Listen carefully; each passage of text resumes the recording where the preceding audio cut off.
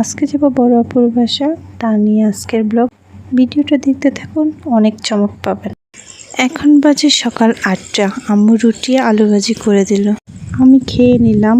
আজকে আমি বড় আপুর বাসায় বেড়াতে যাব, তাই রেডি হয়ে বের হয়ে গেলাম। রাস্তার পাশে চলে আসলাম। অনেকদিন পর আমি বাসা থেকে বের হলাম। রাস্তার পাশে এসে দেখি রাস্তাটা আবার নতুন করে নির্মাণ করা হলো।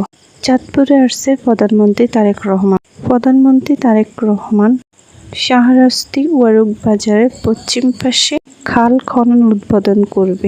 বাজারের পশ্চিম পাশে ওনার জন্য অনেক সুন্দর করে স্টেজ সাজানো হয়েছে।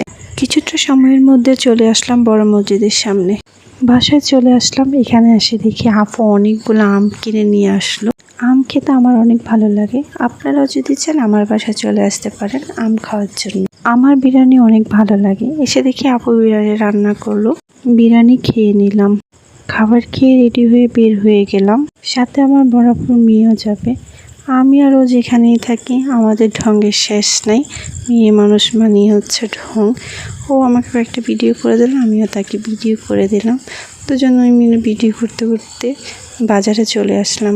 বাজারে এসে দেখি পুরোটা বাজারই ফাঁকা, কারণ কিছুক্ষণের মধ্যে প্রধানমন্ত্রী তারেক রহমান হাজীগঞ্জ বাজার দিয়ে চাঁদপুরে যাবেন। ওকে নিয়ে যখনই আমি বের হই, ওকে আমি বেলপুরি বা ফুচকা খাওয়াতেই হবে।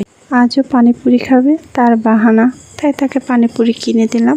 আমি আবার এগুলো পছন্দ করি না। দুপুর 2:10 বেজে গেছে, অনেক খিদে লেগে গেল, তাই এখন দুপুরের খাবার খাবো। এখানে আফু সাজনা পাতার ভর্তা এবং মুরগির মাংস রান্না করলো। আমার সাজনা পাতার ভর্তা অনেক ভালো লাগে। খাবার শেষ করে চলে গেলাম আম পাড়ার জন্য। এসে দেখি অনেকগুলাই আম পেকে গেল গাছে। সে আমাকে অনেকগুলাই আম এনে দিল। আমগুলো অনেক সুন্দর হলুদ হয়ে গেছে।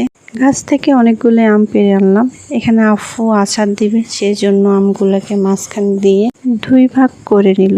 এখন আপুর ছেলে এগুলোকে সুন্দরভাবে ছিলে নিতেছে। বড় আপু অনেক রকমের আচার বানাতে পারে, আমি আপনাদের সাথে শেয়ার করব। আপনার এই ফলটাকে কে কীভাবে চিনেন, কী নামে চিনেন আমি জানি না।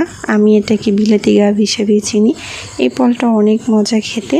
সুন্দর করে আপু বুটমুড়ি বানিয়ে নিল। আমরা সবাই মিলে এখানে বুটমুড়ি খেলাম। আজকের ব্লগ এ পর্যন্তই। সকলে ভালো থাকবেন। আল্লাহ।